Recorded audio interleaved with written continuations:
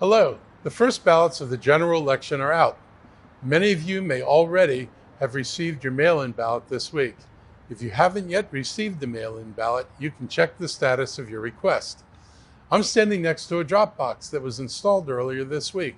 This drop box is one of 40 that will be installed throughout the county. More than 20 have already been installed. These boxes are secure and collected every day. They may also be confusing to use. You insert your ballot right here. Do not be confused when you walk up to the box and you see this lock on it. This is not where you're trying to put the ballot. Again, you're inserting it in this little black plastic thing right above the lock. Before you drop off or mail your ballot, please be sure you sign the oath. If your ballot came via an email link, your oath will be on a separate piece of paper. If you received your ballot in the mail, the oath is on the envelope. If you do not sign the oath, even if everything else in your ballot is in order, your vote will not be counted. So please do not forget to sign the oath. You have until October 20th to request the mail-in ballot. You can go online and request one. Please know that 777vote.org will take you to the Board of Elections page where you can find election information. For people who are voting in person, there will be 11 early voting sites and 40 sites on Election Day.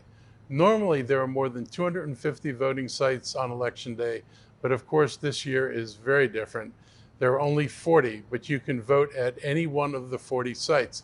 This means that even if the site is not the site you're used to going to, you can go to any site in the county and vote, regardless of where you live. Early voting begins on October 26th and goes through November 2nd, the day before the election. The 11 locations will be open from 7 a.m. to 8 p.m. The 40 sites on Election Day will also be open from 7 a.m.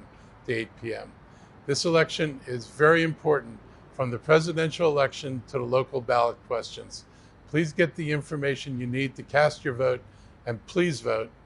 And before I close, I want to remind you, please keep following the guidelines to protect us against COVID. We have not moved into phase 3 because our numbers are higher than they actually were when the governor began phase 2. We moved to phase 2 later than the others in the state, and our numbers today are still higher than they were when we moved to phase 2. Your actions matter. Please continue to follow the guidelines. Wear a mask, maintain a physical distance, and wash your hands. Thank you very much.